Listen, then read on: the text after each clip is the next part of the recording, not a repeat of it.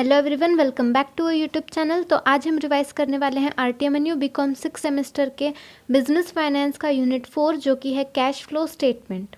Cash flow statement एक ऐसा statement है आपके फर्म के फाइनेंशियल पोजीशन में कैसे चेंजेस आते हैं कैश के बेसिस पे, वो डिटरमाइन करने का एक स्टेटमेंट होता है। उसे कैश फ्लो स्टेटमेंट बोला जाता है। ये एक पीरियड के लिए बनाया जाता है।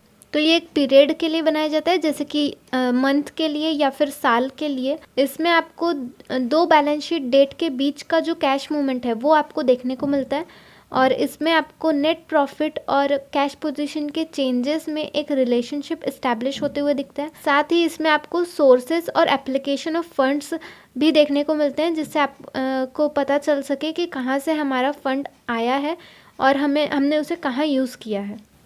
इसमें फिक्स्ड असेट्स और करेंट असेट्स भी रिकॉर्ड किए जाते हैं। Importance of cash flow statement, importance क्यों है इसका, क्योंकि आपको इसमें कैश पोजीशन एवेलुएट करने के लिए बहुत हेल्प हो जाती है। आपके बिजनेस की कैश पोजीशन कैसी है, आपका बिजनेस ऑपरेशन स्मूथली करने के लिए तैयार है या नहीं, ये आप एवेलुएट कर सकते हो। सेकेंड है प्लानिंग एंड कंट्रोल, आपको आगे क्या डिसीजन लेना है आप प्लान कर सकते हो, उसके साथ ही कंट्रोल कर सकते हो अपने फाइनेंशियल ऑपरेशंस को। अगर आपके पास फंड ही बराबर अवेलेबल नहीं है तो आप आगे की चीज़ें, आगे के ऑपरेशंस अच्छे से नहीं कर पाओगे। इसलिए आपको प्लानिंग और कंट्रोलिंग के लिए भी कैश फ्लो स्टेटमेंट हेल्प करता है। फिर परफॉर्मेंस इवैल्यूएशन, अगर आप एक्चुअल कैश फ्लो स्टेटमेंट को प्रोजेक्टेड कैश फ्लो स्टेटमेंट से कंपेयर करोगे तो आपको पता चलेगा कि आपका मैनेजमेंट जो काम कर रहा है वो उसमें फेल हो रहा है या सक्सेस पा रहा है, जिसकी वजह से अगर आपको कोई भी सुधार करना है तो वो आप आगे जाके कर सकते हो। फिर है फ्रेमिंग लॉन्ग टर्म प्लानिंग, आपको अगर लॉन्ग टर्म प्लानिंग करनी है तो उसके लिए कैश फ्लो स्टेटमेंट की आप हेल्प ले सकते हो। फाइनेंशियल मैनेजर के लिए ये काफ़ी इम्पॉर्टेंट होता है कि वो कैश फ्लो स्टेटमेंट तैयार करे और देखे कि जिससे उसे पता चल सकता है कि वो लॉन्ग टर्म डेब्ट्स का अगर रीपेमेंट करने के लिए पॉसिबल होगा या नहीं होगा, जो कि कैश अवेलेबिलिटी पे ही डिपेंड करता है। फिर है capital budgeting decision, cash flow statement management को कैपिटल बजटिंग डिसीजन लेने में भी हेल्प करता है। फिर है लिक्विडिटी पोजीशन, बिजनेस की लिक्विडिटी पोजीशन किस कैसी है ये पता करने के लिए भी आपको कैश फ्लो स्टेटमेंट हेल्प करता है, जिससे आपको पता चल सकता है कि आपको अगर तुरंत पैसों की ज़रूरत पड़े, बिज़नेस को अगर तुरंत पैसों की ज़रूरत पड़े तो क्या वो पैसों का अरेंजमेंट कर सकता है। तो ये भी ज़रूरी होता है एक बिज़नेस के लिए कि वो पता लगा कर रखें। फिर है आंसर टू डिफरेंट क्वेश्चंस, इतना ही नहीं तो कैश फ्लो स्टेटमेंट काफ़ी सारे क्वेश्चंस ऐसे हैं जो फाइनेंशियल मैनेजर को पढ़ते हैं और उसका आंसर देने के लिए कैश फ्लो स्टेटमेंट काफ़ी यूज़फुल होता है। फिर है लिमिटेशंस में फर्स्ट है fails to present net income, cash flow statement net income दिखाने में फेल हो जाता है क्योंकि इसमें नॉन कैश आइटम्स आप कंसिडर नहीं करते हो, इसीलिए नेट इनकम नहीं दिखाया जा सकता। बट अगर आप इनकम स्टेटमेंट में देखते हो तो वहाँ पे आसानी से ये निकाला जा सकता है। फिर है fails to access the liquidity and solvency position, अगर प्रैक्टिकली देखें तो कैश फ्लो स्टेटमेंट लिक्विडिटी और सॉल्वेंसी पोजीशन हमारे फर्म की नहीं अच्छे से बता पाता है। फिर है neither a substitute of fund flow statement nor income statement, हमने फंड फ्लो स्टेटमेंट देखा था, अगर आपने वो वीडियो देखा हो हमारा फंड फ्लो स्टेटमेंट का, मैं अभी कुछ दिनों पहले मैनेजमेंट अकाउंटिंग में फंड फ्लो स्टेटमेंट सीखे हैं, तो आपने उसमें देखा होगा कि थोड़ा बहुत ऐसा ही रहता है, वो भी ये उसकी जगह नहीं ले सकता है, ये सब्स्टिट्यूट नहीं बन सकता है। इनकम स्टेटमेंट का काम इनकम स्टेटमेंट ही करेगा और फंड फ्लो स्टेटमेंट का काम फंड फ्लो स्टेटमेंट ही करेगा। कैश फ्लो स्टेटमेंट उतना इफेक्टिव नहीं है उन दोनों के जैसा। फिर है not to access profitability, practically cash flow statement में जो ऑपरेशन से जितने कैश फ्लो आ रहे हैं वो आपको प्रॉफिटेबिलिटी एक्सेस करने के लिए उतने फ़ायदेमंद नहीं होते हैं। फिर है does not confirm with companies act profit and loss account balance sheet, बस यही कंफर्म किया गया है। और कैश फ्लो स्टेटमेंट जो कि AS3 के हिसाब से प्रिपेयर किया जाता है उसमें उसे कंफर्मिटी नहीं दी गई है। Does not access future cash flow statement जो है वो हिस्टोरिकल कॉस्ट के हिसाब से बनाया जाता है, इसीलिए ये फ्यूचर या फ्यूचर के लिए आप प्रोजेक्टेड कैश फ्लो स्टेटमेंट नहीं बना सकते हो। फिर है inter industry comparison not possible, cash flow statement को यूज़ करके आप इंटर इंडस्ट्री कंपैरिजन नहीं कर सकते हो, जो कि आपके लिए एक लिमिटेशन हो जाता है। तो ये सारे लिमिटेशन थे हमारे कैश फ्लो स्टेटमेंट के। आपको क्लासिफिकेशन दिया है कैश फ्लोज का। फर्स्ट है cash flow from operating activities. Operating activities यानी कि ऐसी एक्टिविटीज़ जो कि प्रिंसिपल रेवेन्यू प्रोड्यूसिंग एक्टिविटीज़ होती है, जो कि एंटरप्राइज के लिए काफ़ी इंपॉर्टेंट होती है, जिस पे बिजनेस टिका होता है। तो ऐसी एक्टिविटीज़ को ऑपरेटिंग एक्टिविटीज़ बोलेंगे। और फिर है cash flow from investing activities. ऐसी एक्टिविटीज़ जिसमें आप लॉन्ग टर्म असेट्स पे एक्विजिशन या डिस्पोजल करते हो, या फिर कोई भी अदर इन्वेस्टमेंट जो कि कैश इक्विवेलेंट ना हो, उस पे अगर आपने कुछ एक्विजिशन या डिस्पोजल किया हुआ है तो वो एक्टिविटीज़ को इन्वेस्टिंग एक्टिविटीज़ बोला जाता है। फिर है cash flow from financial activities. Financing activities यानी ऐसी एक्टिविटीज़ जिसके वजह से आपके ओनर्स कैपिटल और बोरोइंग के बीच में जो कंपोजिशन है उसका साइज़ में चेंजेस देखने को मिलता है। तो ऐसे जितने भी एक्टिविटीज़ होते हैं उन्हें फाइनेंसिंग एक्टिविटीज़ में रखा जाता है, जैसे कि डिबेंचर इशू करना, लोन इशू करना, नोट्स इशू करना, ये सारी चीज़ें फाइनेंसिंग एक्टिविटीज़ में आती हैं। कैश फ्लो कैलकुलेट करने के दो मेथड है, डायरेक्ट मेथड और इनडायरेक्ट मेथड। डायरेक्ट मेथड का फॉर्मेट आपको यहाँ पे दिख रहा होगा, जिसमें आपको cash flow from operating activities सबसे पहले कैलकुलेट करनी होती है। उसके लिए आप कैश रिसिप्ट फ्रॉम कस्टमर, जितना भी कस्टमर से कैश रिसिप्ट है वो लिखते हो। उसमें से आपको सप्लायर और एम्प्लॉयज़ को जितना कैश पे करना है वो आप माइनस करते हो। बिफोर एक्स्ट्रा ऑर्डिनरी आइटम आ जाता है, जिसमें से आप इनकम टैक्स पे करते हो, मतलब माइनस करते हो। तो आपके पास cash flow before extraordinary item आ जाता है, जिसमें से आप एक्स्ट्रा ऑर्डिनरी आइटम माइनस करते हो तो आपके पास net cash from operating activities आ जाता है। अब इसके बाद आपको क्या करना होता है, cash flow from investing activities निकालना होता है। तो उसके लिए आपने कुछ भी फिक्स्ड असेट्स परचेस किए हो, या फिर जो भी इन्वेस्टिंग एक्टिविटीज़ हैं, वो सारी चीज़ों में जो कैश फ्लो लगा है वो आप वहाँ पे लिखोगे। अगर परचेस किया है तो परचेस किया है मतलब कैश बाहर गया है, इसीलिए वो माइनस हो जाएगा। Proceed from sale of fixed asset, अगर सेल किया है फिक्स्ड असेट का तो मतलब कैश आए हैं, इसलिए वो ऐड होगा। फिर इंटरेस्ट रिसीव्ड, डिविडेंड रिसीव्ड, ये सारे भी ऐड होंगे क्योंकि कैश आई है। तो इन सब का एडिशन आ जाएगा हमारा net cash from investing activities. इसके बाद है cash flow from financing activities, यानी जो भी फाइनेंसिंग एक्टिविटीज़ से हमारे पैसे आए हैं या गए हैं तो वो लिखेंगे, जैसे कि proceed from issue of share capital, proceed from long term borrowings, ये हमारे इसमें आए हैं पैसे, इसलिए ये ऐड होंगे। और repayment of long term borrowing, interest paid, dividend paid, ये सारी चीज़ें पे की हुई है, मतलब कैश हमारे एंटरप्राइज से गया है, इसलिए ये माइनस हो जाएगा। तो इसके बाद हमारा आ जाता है net cash from financing activities. अब net cash from operating activities plus net cash from investing activities plus net cash from financing activities करते हैं तो हमारे पास आ जाता है नेट इंक्रीज़ और decrease in cash and cash equivalent, जिसमें हम और ऐड कर देते हैं जो भी हमारे पास कैश या कैश इक्विवेलेंट था बिगिनिंग ऑफ पीरियड में। तो हमारे पास आ जाता है एंड ऑफ पीरियड में कितना कैश या कैश इक्विवेलेंट है। तो ये था हमारा डायरेक्ट मेथड। और इनडायरेक्ट मेथड भी वैसा ही होता है, जिसमें आपको net profit before tax and extra ordinary item दिया होता है, उसमें आप एडजस्टमेंट जितने भी दिए हैं वो आप एडजस्टमेंट लगाते हो, और उसके बाद आपके पास operating profit before working capital changes आ जाता है। अब आपको वर्किंग कैपिटल चेंजेस में जितना कुछ भी एडजस्टमेंट दिए हैं वो आपको ऐड लेस जो करना है वो करना पड़ता है। उसके बाद आपके पास कैश जनरेटेड फ्रॉम ऑपरेशन आ जाती है, जिसमें से आप इनकम टैक्स पे करते हो। उसके बाद आपके पास net cash from operating activities आती है। उसके बाद आप वही सब प्रोसेस फॉलो करते हो जो डायरेक्ट मेथड में किए थे, जैसे कि इन्वेस्टिंग एक्टिविटीज़ का कैश फ्लो, फाइनेंसिंग एक्टिविटीज़ का कैश फ्लो, और बाद में तीनों के कैश फ्लो यानी ऑपरेटिंग, इन्वेस्टिंग और फाइनेंसिंग एक्टिविटीज़ तीनों के कैश फ्लो को ऐड करना, जिससे हमारे पास नेट इंक्रीज़ और decrease in cash and cash equivalent आ जाता है, जिसमें हम बाद में बिगनिंग ऑफ पीरियड का कैश या कैश इक्विवेलेंट ऐड करते हैं। तो हमारे पास एंड ऑफ पीरियड में कितना कैश और कैश इक्विवेलेंट है वो हमें पता चल जाता है। इसमें हम एक प्रॉब्लम कर लेते हैं जिससे हमें दोनों समझ में आ जाए। एक ही प्रॉब्लम पे डायरेक्ट मेथड और इनडायरेक्ट मेथड दोनों अप्लाई करके देखेंगे। ये हमारा प्रॉब्लम है, आपको लाइबिलिटीज़ असेट्स एक बैलेंस शीट दी हुई है हरी लिमिटेड की, आपको उसके बाद प्रॉफिट एंड लॉस अकाउंट भी दिया हुआ है।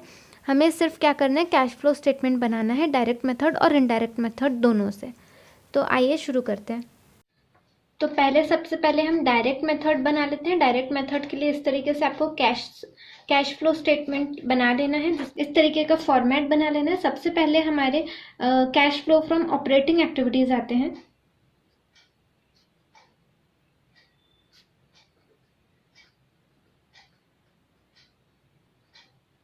ऑपरेटिंग एक्टिविटीज में सबसे पहले हम क्या लिखते हैं, कैश रिसिप्ट फ्रॉम कस्टमर। ये आपने फॉर्मेट पहले ही देख चुके हैं, तो उसी में से हमें लिखना है कैश रिसिप्ट फ्रॉम कस्टमर। हम कैसे निकालेंगे कैश रिसिप्ट फ्रॉम कस्टमर? निकालने के लिए सबसे पहले आपको क्या करना पड़ता है कि आपके पास कितना सेल हुआ है वो देखना है।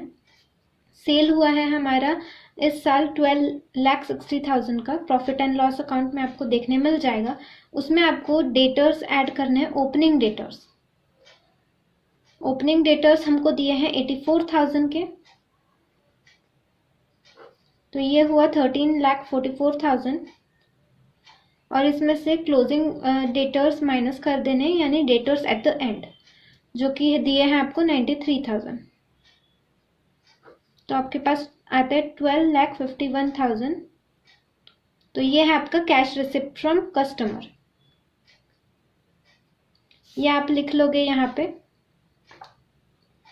12,51,000। इसके बाद आपको क्या लिखना होता है, cash paid to suppliers and employees. Suppliers और एम्प्लॉयज को कितना पे किया है हमने, क्या करना पड़ता है, ये फॉर्मेट फॉलो करना पड़ता है। आपको कॉस्ट ऑफ सेल्स कितना दिया हुआ है क्वेश्चन में, 9,90,000। उसमें आपको ऑपरेटिंग एक्सपेंसेस ऐड करने हैं जो कि है 40,000। वेजेस ऐड करने हैं जो कि है 1,20,000।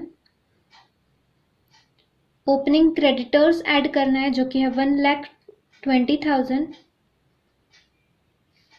क्लोजिंग स्टॉक ऐड करना है जो कि है 48,000। क्लोजिंग एडवांसेस ऐड करने हैं जो कि है 4,500। ये सारी चीज़ें आपको क्वेश्चन में ऑलरेडी गिवन है। उसके बाद क्लोजिंग क्रेडिटर्स माइनस करना है जो कि है 1,17,000। फिर ओपनिंग स्टॉक माइनस करना है जो कि है 1,32,000। फिर ओपनिंग एडवांसेस माइनस करना है जो कि है 3,900। क्लोजिंग आउटस्टैंडिंग एक्सपेंस माइनस करना है जो कि है 24,000।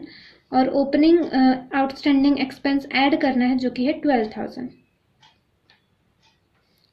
तो हमारे पास cash paid to supplier and employees का वैल्यू आता है 10,57,600।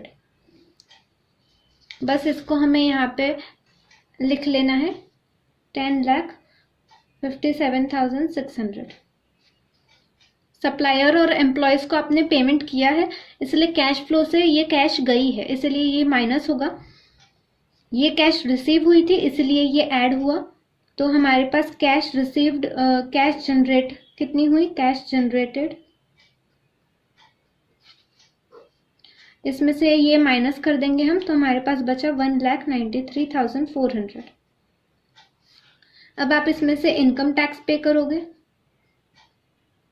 इनकम टैक्स कितनी पे करनी है हमको कैसे समझेगा, इनकम टैक्स के लिए आपके पास ओपनिंग और क्लोजिंग इनकम टैक्स दी होती है आपको। आप लगे तो एक अकाउंट बना सकते हो, जैसे इनकम टैक्स के लिए प्रोविजन फॉर टैक्स अकाउंट बना सकते हो। जैसे यहाँ पे बैलेंस आपको ओपनिंग बैलेंस दिया हुआ है टैक्स का 6,000,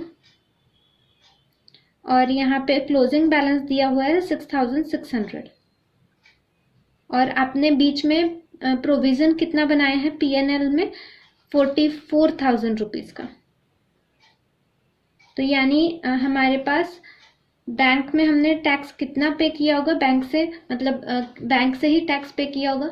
तो बैंक से हमने कितना टैक्स पे किया होगा, 44 + 6 यानी 50,000 माइनस 6,600 यानी कि 43,400। तो ये 43,400 को हम पे कर देंगे। तो हमारे पास बचता है वैल्यू 1,50,000। ये वैल्यू कौन सी है हमारी, net cash from operating activities. अब हम क्या निकालेंगे, कैश फ्रॉम इन्वेस्टिंग एक्टिविटीज। अब हम इन्वेस्टिंग एक्टिविटीज़ देख लेते हैं। इन्वेस्टिंग एक्टिविटीज़ कौन कौन सी होती है? जो हम फिक्स्ड असेट्स या ऐसे सारी चीज़ों पे इन्वेस्ट करते हैं जिस पे हमें रिटर्न मिलता है, तो वो सारी एक्टिविटीज़ हमारी वो सारी एक्टिविटीज़ इन्वेस्टिंग एक्टिविटीज़ में आती हैं। जैसे क्योंकि आपको लैंड 24,000 रुपीज़ का दिया था ओपनिंग में और वही क्लोजिंग में 48,000 रुपीज़ का दिया है, यानी कि आपने परचेस किया है यहाँ पे लैंड। कितने का परचेस किया है आपने लैंड? 24,000 का परचेस ऑफ लैंड। तो 24,000 का परचेस किया, यानी हमारे कैश बाहर गए होंगे, इसलिए ये माइनस होगा। परचेस ऑफ बिल्डिंग कितना हुआ है ये निकालने के लिए हम क्या करेंगे? सबसे पहले आपको जो प्रोविजन दिया है, बिल्डिंग डेप्रिसिएशन प्रोविजन दिया है, उसका अकाउंट बना लेंगे, डेप्रिसिएशन प्रोविजन अकाउंट। तो आपको बैलेंस दिया हुआ है, ओपनिंग बैलेंस दिया है 60,000 का, और करंट ईयर डेप्रिसिएशन आपको दिया है पीएनएल अकाउंट में 30,000 का, और क्लोजिंग बैलेंस आपको कितना दिया हुआ है? 66,000 का। जो बिल्डिंग सोल्ड हुई है उसका डेप्रिसिएशन कितना होगा? 60 + 30 मीन्स 90 - 66, यानी कि 24,000। तो आपके पास ये आ गया, जो बिल्डिंग सोल्ड हुई है उसका डेप्रिसिएशन कितना है। तो इस पे से आप एक बिल्डिंग अकाउंट बना सकते हैं। बिल्डिंग अकाउंट बनाने के लिए आपके पास बिल्डिंग अकाउंट का बैलेंस दिया हुआ है 1,80,000। उसमें आपने प्रॉफिट किया, मतलब आपने बेचे तो प्रॉफिट हुआ है आपको 6,000 का, ये आपको बताया हुआ है। साथ ही आपको बताया जो आपने बिल्डिंग सोल्ड किए हो, जो सोल्ड वाली बिल्डिंग है, तो वो उसका डेप्रिसिएशन आपने कितना निकाले? 24,000। तो 24,000 लिख लेंगे। और क्या बताया आपको कि आपको बिल्डिंग आपने सोल्ड किया 24,000 में, आपको प्रॉफिट हुआ 6,000 का, यानी आपने बिल्डिंग की एक्चुअल वैल्यू आपको कितनी मिली है बैंक में? 18,000 रुपये। और आपको क्लोजिंग बैलेंस दिया हुआ है 2,88,000 का। तो यानी आपका यहाँ पे बैलेंस आता है, तो यहाँ पे आपको परचेस वैल्यू मिल जाती है 1,44,000। तो ये आप परचेस वैल्यू यहाँ पे डाल दोगे 1,44,000, परचेस ऑफ बिल्डिंग। और आपने सेल कितने का किया था? अभी देखा हमने, सेल ऑफ बिल्डिंग हुआ हमारा 18,000 का।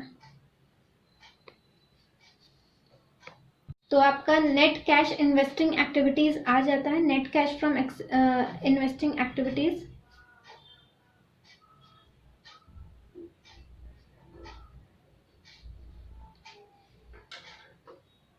इसको आप बाहर निकाल सकते हो। ये नेगेटिव में आ रहा है आंसर, क्योंकि आपको नेगेटिव में 2 वैल्यूज है और पॉजिटिव में सिर्फ 18,000 है, इसलिए नेगेटिव में आंसर आएगा आपका 1,50,000। इसके बाद आप क्या करते हो? आप cash flow from investing activities हो गया, ऑपरेटिंग एक्टिविटीज हो गया। अब हम क्या करते हैं? फाइनेंसिंग एक्टिविटीज लेते हैं।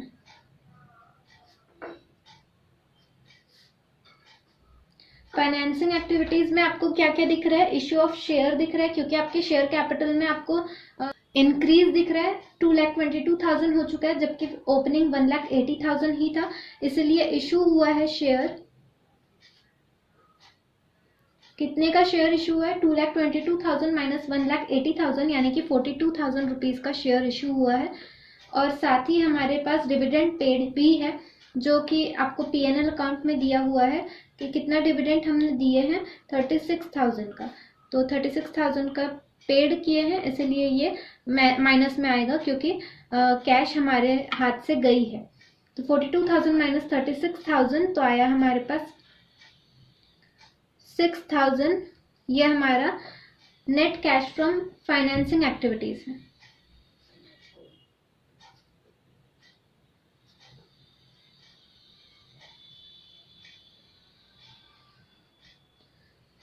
अब हम इसमें क्या करते हैं? Net cash from financing activities आ गई हमारी। अब इसमें हम ऐड करते हैं कैश या फिर कैश इक्विवेलेंट ओपनिंग बैलेंस वाली।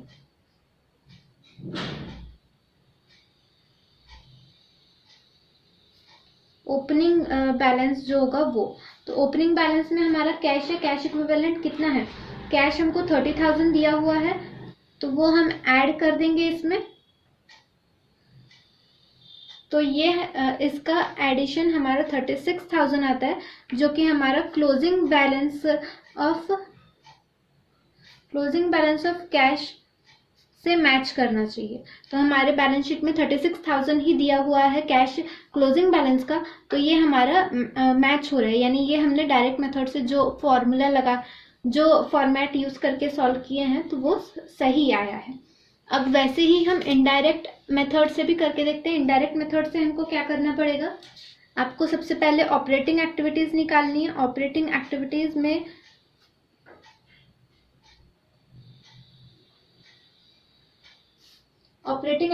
में हम क्या करते हैं, net profit before tax and extra ordinary item ये ले लेते हैं। तो नेट प्रॉफिट हमको दिया हुआ है पीएनएल अकाउंट में कि हमारे पास है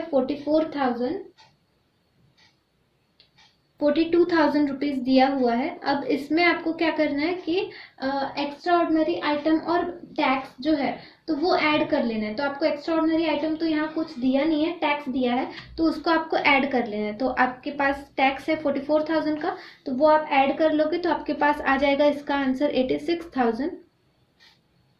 अब इसमें हम एडजस्टमेंट्स ऐड करते जाएंगे, जैसे कि जो भी आपको एडजस्टमेंट ऑपरेटिंग एक्टिविटीज से रिलेटेड दी हुई है, जैसे कि डेप्रिसिएशन और profit on sale of building, ये सारी चीजें हम ऐड कर लेंगे। डेप्रिसिएशन तो आपको दिया हुआ है 30,000 और साथ ही आपको profit on sale of building दिया था 6,000, तो ये आता है 1,10,000। अब इसमें वर्किंग कैपिटल में जो भी चेंजेस हो रहे हैं वो हम ऐड करेंगे, जैसे कि डेटर्स में इंक्रीज हो रहा है हमारा, तो डेटर्स में हमारा इंक्रीज कितने से हो रहा है, 9,000 रुपये से हो रहा है। शेड्यूल ऑफ वर्किंग कैपिटल में करते थे वैसे ही आपको यहाँ पे जो इंक्रीज हो रहा है वो इंक्रीज या डिक्रीज हो रहा है वर्किंग कैपिटल में वो लिख लेना है। जैसे कि इंक्रीज इन डेटर आपको दिया है 9,000, डिक्रीज इन स्टॉक दिया है आपको, डिक्रीज कितना हुआ है स्टॉक में 84,000। जो भी वर्किंग मतलब करंट असेट और करंट लायबिलिटीज में जितने भी चेंजेस है वो सारे यहाँ पे आ जाएंगे। इंक्रीज इन एडवांस दिया हुआ है 600 रुपये,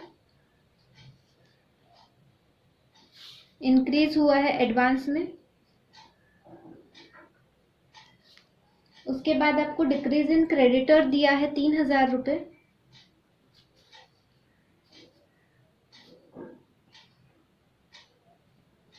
उसके बाद इंक्रीज इन आउटस्टैंडिंग एक्सपेंसेस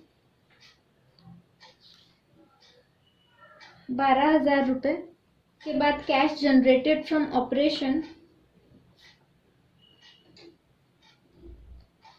जो कि हमने डायरेक्ट एंट्री में देख लिए थे कि कैश जनरेटेड कितना होता है, CRFC माइनस मतलब cash received from customer minus cash paid to supplier and employees, तो वो आया था 1,93,400।